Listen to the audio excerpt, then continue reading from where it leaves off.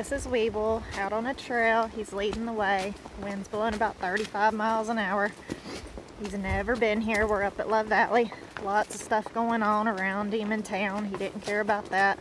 If we have time before it gets dark, I'll take him back uptown and ride him back through and get a video so you can see. But he does have a very fast walk. He's on a loose rein, but he's not going to go super slow with your pokey type quarter horses. He's going to do a lot better kind of walking out, but been very safe, not spooky at all, very sure-footed, smooth, fun to ride.